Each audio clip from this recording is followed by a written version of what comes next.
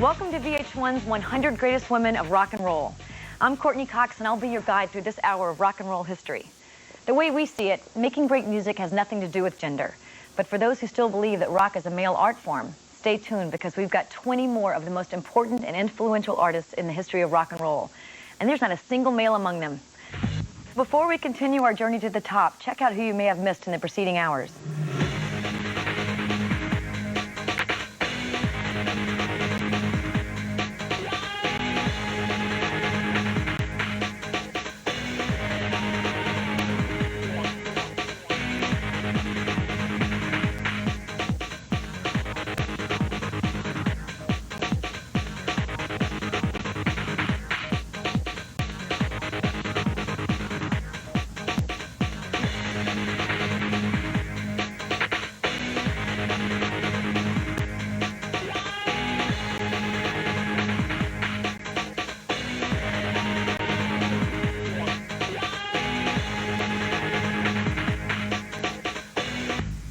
Our next artists have been called the female Led Zeppelin, but at the beginning of their career, they were turned down by every major record label in America. When their debut album, Dreamboat Annie, sold over 1 million copies, the industry was forced to recognize that women could also crank it up, way up. They broke down the doors of hard rock in the 70s. As front women and songwriters of heart, sisters Ann and Nancy Wilson proved to the industry that women could rock just as hard as any of the boys.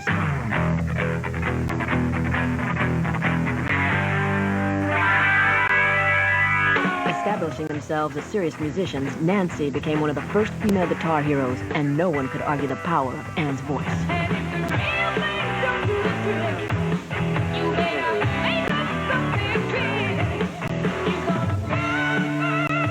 Like Robert Plant with is that how I describe her. Ooh, Barracuda. There aren't too many like them, and there's not too many like Ann, especially in the rock thing. That girl can sing.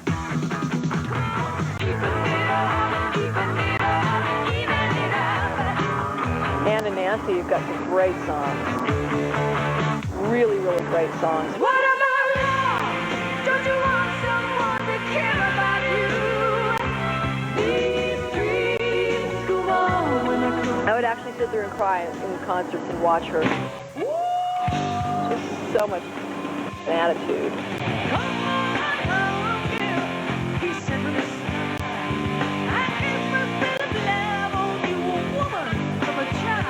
I guess we never felt like pioneers necessarily, but we knew that we were different.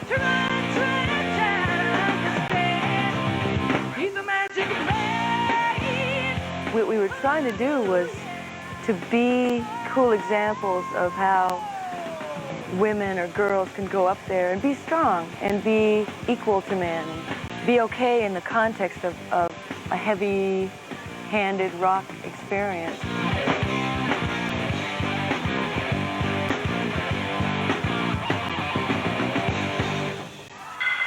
Following Heart's cue, our next artist ignited the 80s with her powerful voice and tough chick persona. She was studying opera music before she rebelled and turned to rock and roll. What's she trying to do to my heart? You go wrong. Armed with a 3-octave range, Pat Benatar emerged in the late 70s as one of the most aggressive voices rock has ever known. You better ride. You better hide. You better leave. Pat has that incredible instrument, that incredible, wonderful voice. I think she's had some great rock classics.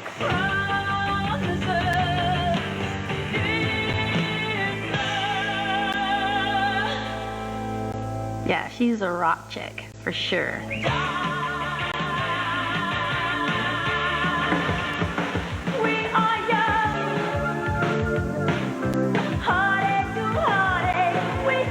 My favorite voice in the world. I don't think it's the best voice in the world. I love the independence to say, listen, this is what I want to do. This is how I am, if you like it or not. Bursting with attitude, Benatar wanted nothing to do with the soft images expected of female artists.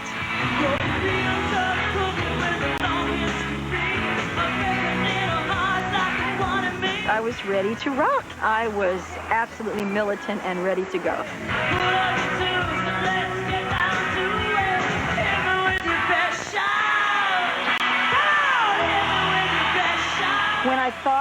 what I was doing. I knew that if it succeeded, that young women would have someone to look to like I didn't have when I was trying to find somebody. But truthfully, was I thinking I'm going to open doors and break ground for future women? No. I'm happy that it happened for anyone.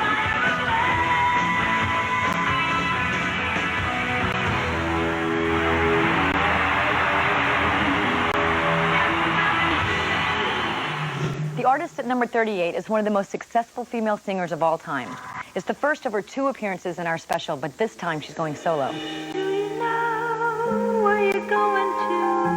She defined the Motown sound and turned soul music into pop. Former leader of the Supremes, Diana Ross crossed gender and racial barriers with her charismatic voice.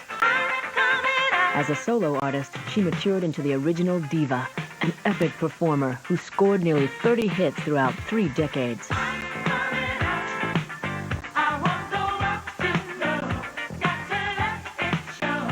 Even as a little girl, I'd hear her sing, and I thought to myself, wow, how unique her voice sounds.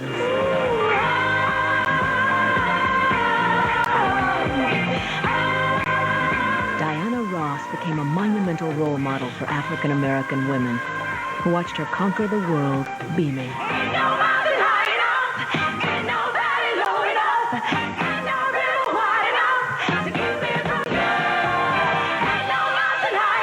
Diana Ross is just the diva. Her stuff is just evocative, her music, her voice is original, it's beautiful, and she can just take you places that nobody else can.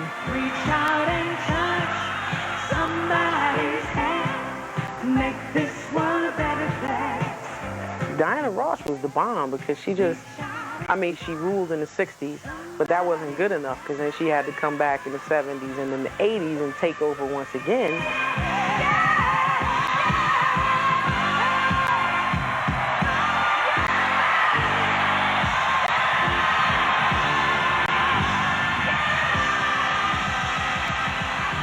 From one diva to another, our next artist was the voice of an era as the undisputed queen of disco.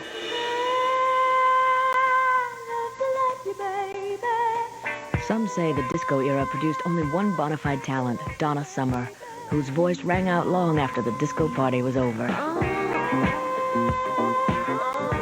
Her 17-minute moaning masterpiece defined the decade and lived on as more than just a hit.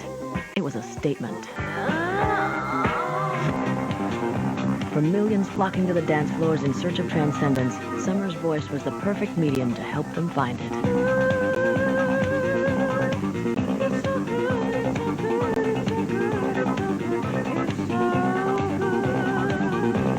They were just dancing and dancing and dancing, and they loved Donna, and she was their idol, and that was really the first major movement in disco.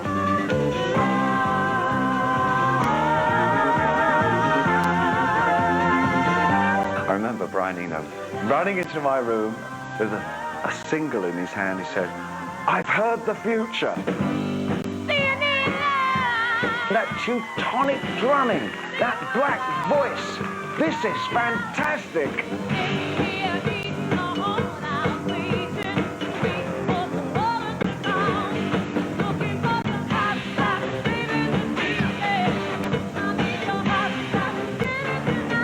I mean, Donna Summer, she was like a rock star. Donna, what a powerhouse, what a voice.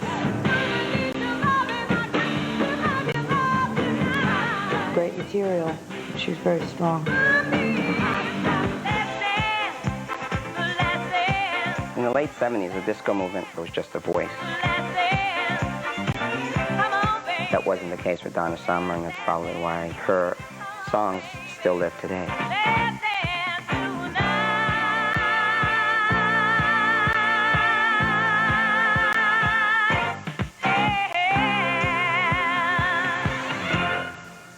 The artist at number 36 was discovered when her piano teacher submitted a tape of her to Iceland's Radio 1.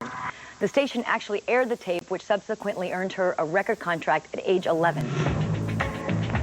From a country where they still speak the language of the Vikings came one of the great innovators of modern music, Björk. she is Iceland's only international star, and she maintains her critical acclaim despite her radical lyrics and singing. Fusing punk and dance music, Björk's infectious rhythms have made her one of the most versatile voices of the post-punk era. She has such a creative look, and her vocal style is so unique. And her songs and her lyrics, I just love her. And if you complain once more, you meet time, I'm your Everything she does is incredibly compelling and beautiful and weird. When Björk was fronting the Sugar Cubes in the late 80s, music videos often featured women as merely sex objects, and politics completely disappeared from rock music. That's when a young radical burst into the scene as if arriving from another decade, not another planet. She was unlike anybody the music industry had ever seen or heard. With her shaved head, brash political statements, and spellbinding voice, Sinead O'Connor stunned the world with her debut record in 1987.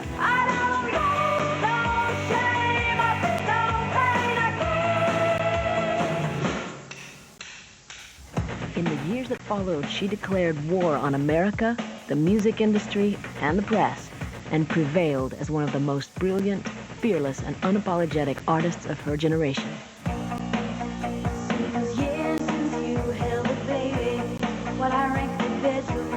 Sinead O'Connor, when I think of her, I think of her wrestling with her demons a lot. She's the 90s angry young woman, isn't she? Maybe I wasn't mean, but I really don't think so. I go out every night and sleep all day.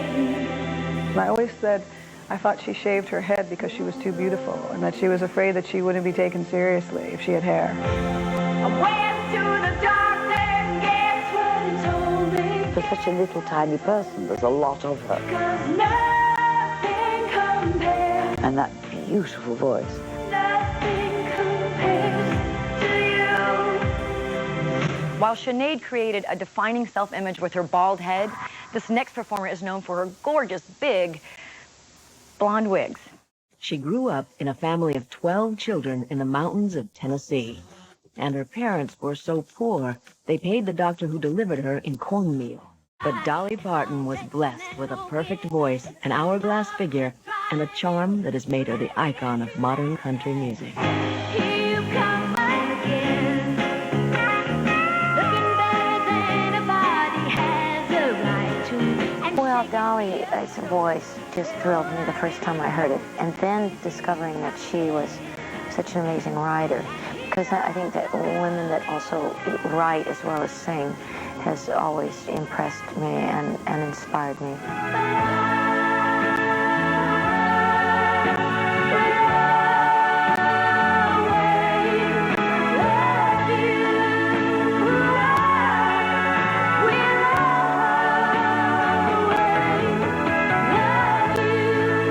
She was the only really country music female that was my idol as a child. As outrageous at times as it was, she was herself, and I had so much admiration for that.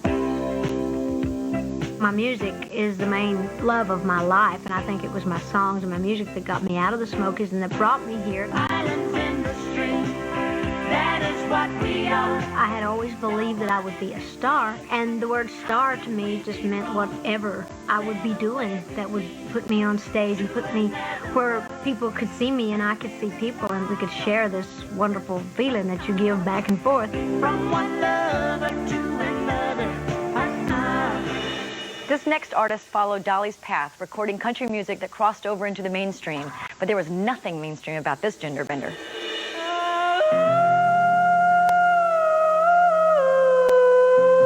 She's an out-of-the-closet Canadian who became a country star. The versatile Catherine Dawn Lang broke every rule in Nashville with her unconventional image and music. Throughout her many incarnations, Katie has crooned her way to the top of the pop and country charts, earned 3 Grammys, and proved there are no bounds for her innate talent. I've always loved Katie Lang's voice.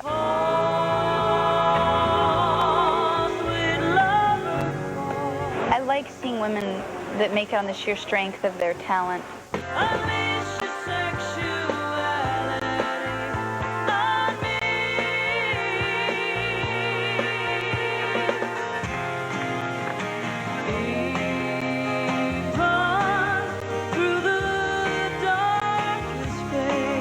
She has this destiny in her voice, and it's so real and it's so haunting.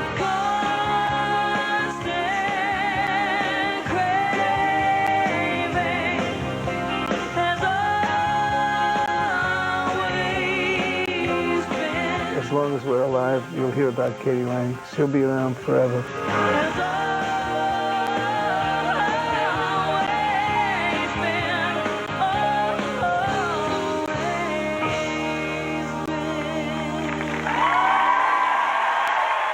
The artist at number 32 formed her first band at age 15, the all-female rock band The Runaways. When the band broke up in 1980, she went solo and began a new rock and roll legacy.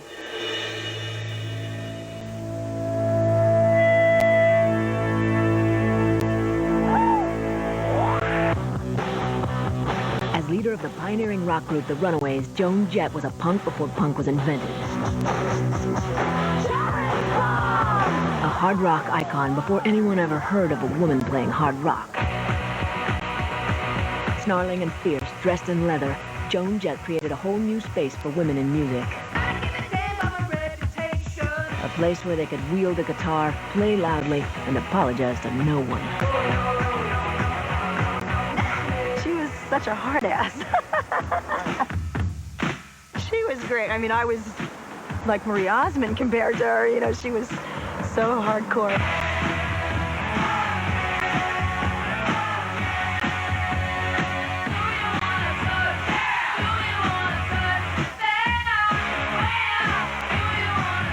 I always thought Joan Jett was the most talented girl out of the Runaways.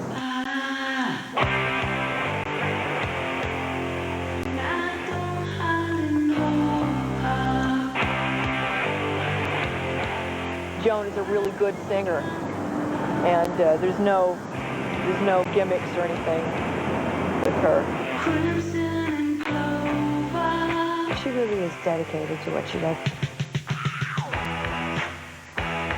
She couldn't do anything else in her life. I mean, that was it. There was no other way.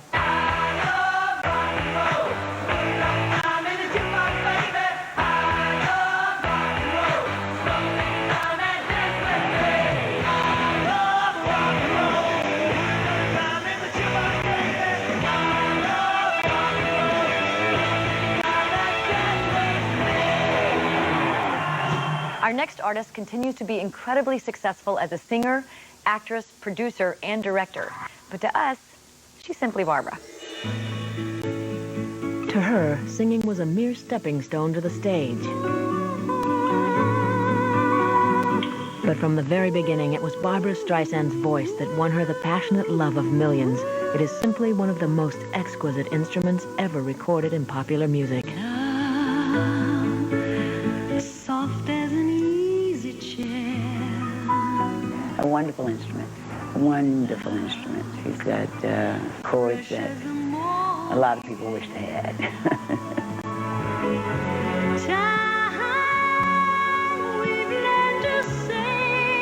Barbra Streisand is just a tremendous artist.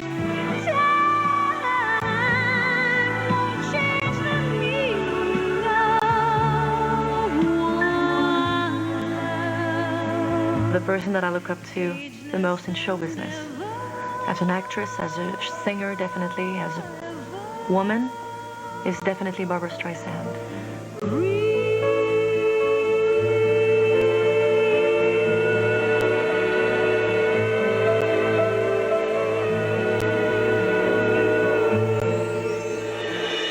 After this next artist was expelled from high school, she ran away from home and hit the streets of LA in search of a new life in music.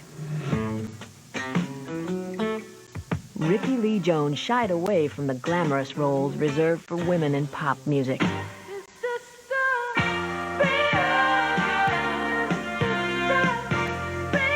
Rickie Lee She is like, my favorite singer. Chronicling the lives of the disaffected, Ricky's music blended jazz, folk, and R&B with a beat-style delivery. You're looking for something to do. There's always something happening there. She remains a compelling artist who uses pop music as a vehicle for her unique storytelling. Ricky Lee Jones, she's a great songwriter and really emotional, really beautiful, passionate voice.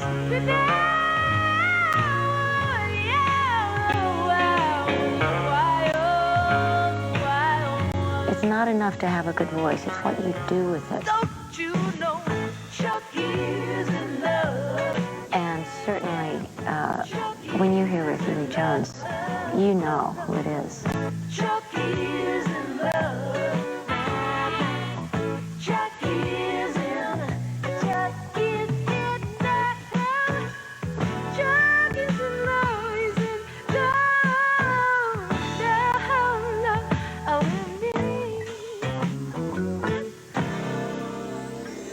As a teenager, our next artist teamed up with her brother for a Battle of the Bands contest at the Hollywood Bowl. They not only won the contest, but they found themselves with a record contract and the chance to share her ethereal voice with the world. The drums were her first musical passion, but it was Karen Carpenter's perfect voice that moved her legions of fans. Why do birds suddenly appear? I love Karen's voice. She has a sweet voice, and with a lot of presence. Just like me, they long to be close to you. In an age of turmoil, the Carpenters' refreshing melodies were credited for bringing back hope, happiness, and harmony to popular music. Sharing horizons that are new to us. Watching the signs along the way. Her voice is so distinctive, you know? It's like, it doesn't matter how many times you hear it, you'll still get goosebumps when it comes on. Working together day to day. Together. But her untimely death made us listen all the more closely to the undertones we may have missed. Long ago, and oh so far away,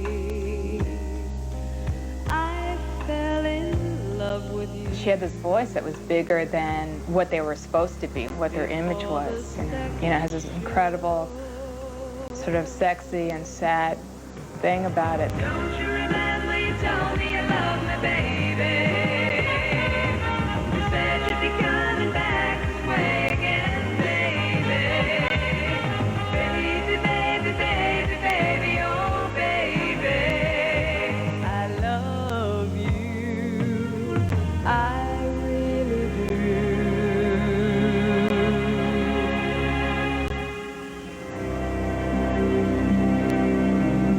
The early 70s was the golden age of singer-songwriters in America.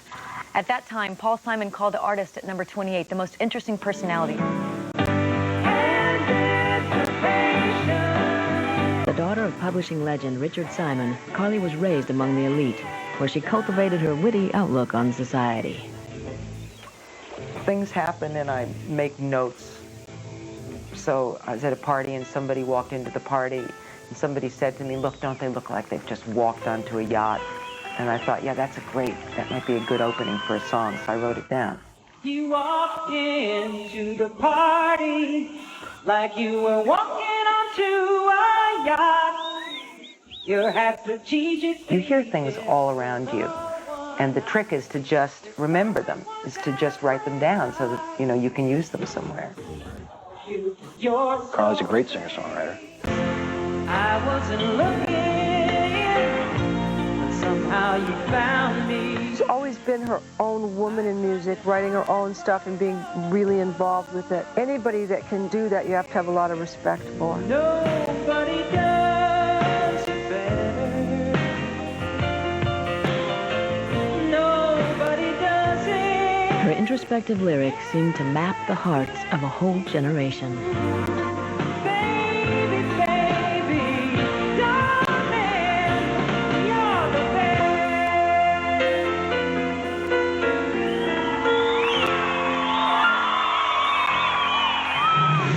next woman's songs of protest spoke powerfully for those whose voices went unheard.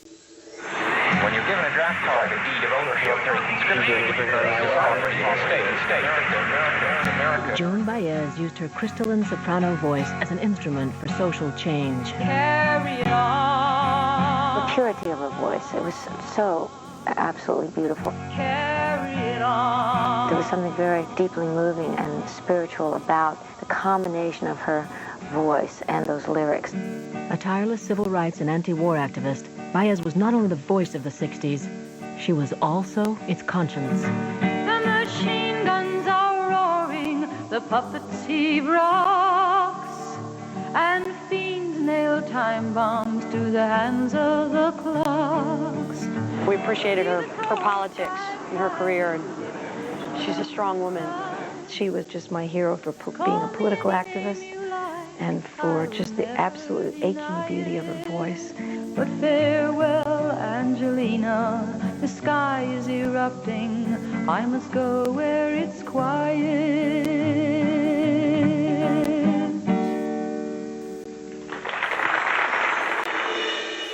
Baez is known as the Queen of Folk to Dylan's King. Our next artist is simply known as the Empress of the Blues.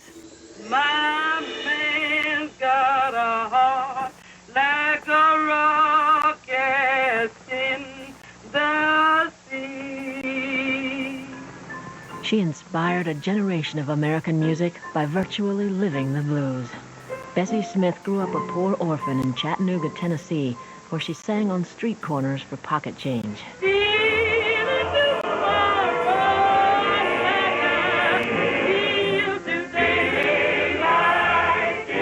In time, her intensely powerful voice carried her from traveling shows to New York recording studios, making her the most successful classic blues singer of her generation. I used to listen to a lot of Bessie Smith.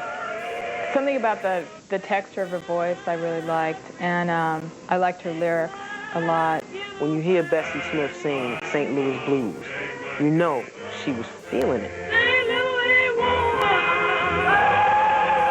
She exuded confidence. She was like, I'm going to get up here and I'm going to belt out a song. I am going to wail. I'm going to rock.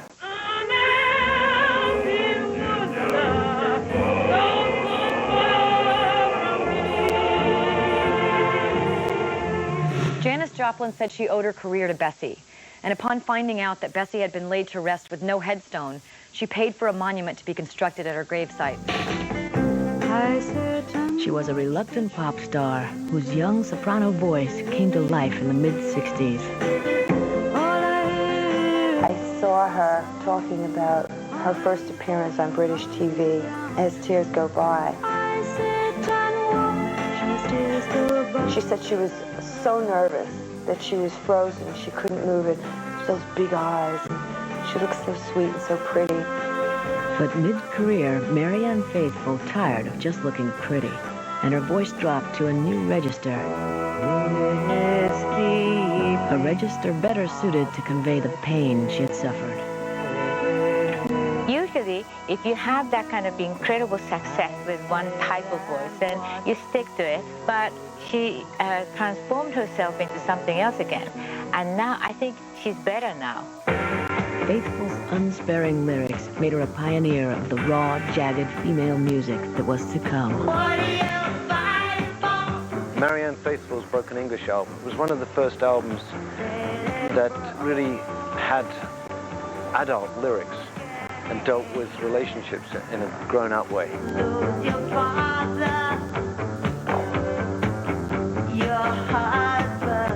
I've always admired Marianne's go for it. You know, she'll always come up with an idea or try on something that's like very, very difficult to pull off and do it, you know. She's got some guts, that girl. Plenty of pop singers were wearing beehives throughout the 60s, but there was one whose voice was truly unforgettable. Dusty Springfield may have looked the part of a 60s glamour girl, but beneath the makeup was a stunningly powerful voice.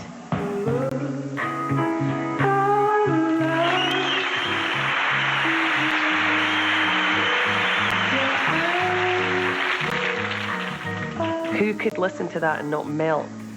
She's got that really slow vibrato that's really difficult to do, and it just gives me the chills. As a white British soul singer, Dusty broke all the rules. She used her husky, mournful voice to confront heartbreak and sang unashamedly of her intimate emotions.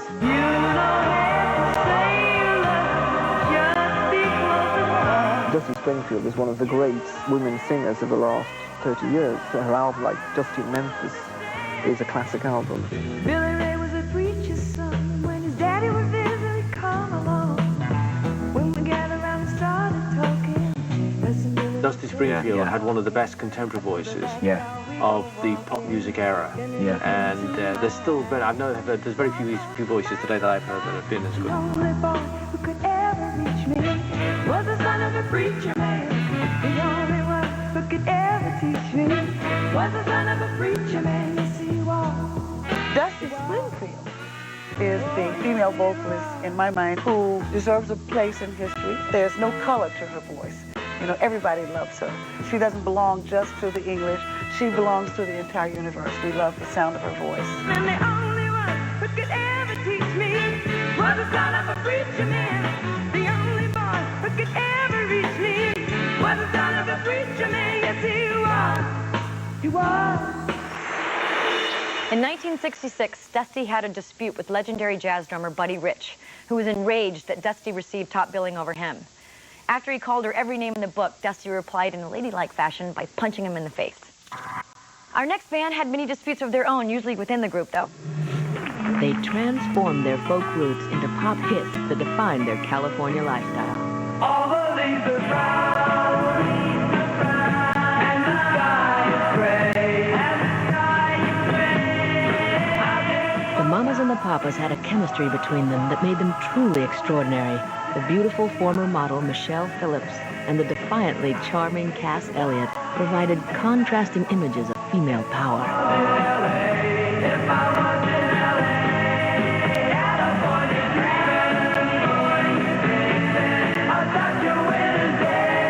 Cass was the most emancipated woman that I knew. I was in awe of her, and she was absolutely fearless. The thing that influenced me the most and really truly did mesmerize me, especially in my younger years, is their harmony arrangements. The uniqueness of the way they arrange their vocals and the separation in the harmonies and everything. And it was just very, very cool. Sometimes it just turns out that way. Their voices intermingled to perfection, creating 9 top 40 hits in their short but pivotal 3-year career.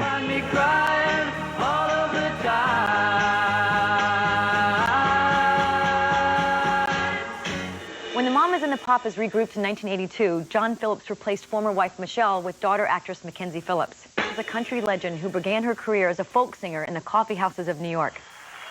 I'm not really coming from anywhere. I'm just on my way. Emmylou Harris is an artist without boundaries.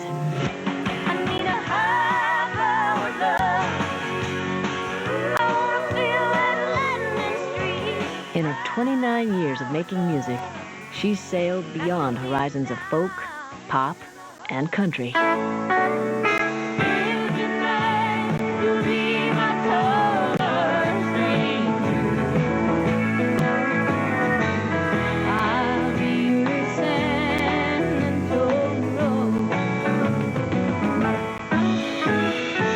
Concert I ever went to was Emmylou Harris, and Emmylou to me was like a goddess. I just remember being in awe of her. Her voice was so beautiful. There's a valley of sorrow in my soul, where every night I hear the thunder. She was somebody I listened to a great deal growing up. Like the sound of a distant gun. Beautiful voice. No one else sounds like her. For all the damage I have done. I love music. So as long as I've got an idea in my head or in my heart, then I'm just going to keep doing it.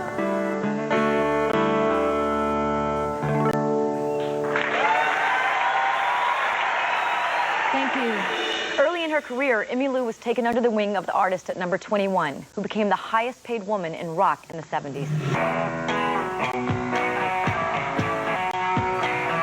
She is one of the most respected voices in American popular music.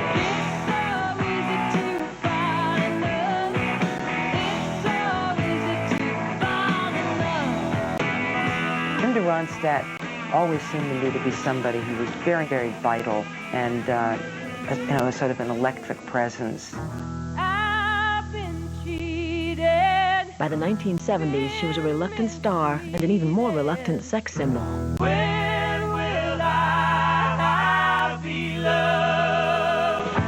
But beneath the sometimes glossy surface, Ronstadt is a meticulously trained singer. Obviously, she's got maybe one of the most gorgeous voices that has ever existed. But besides that, she really understands a lot about music.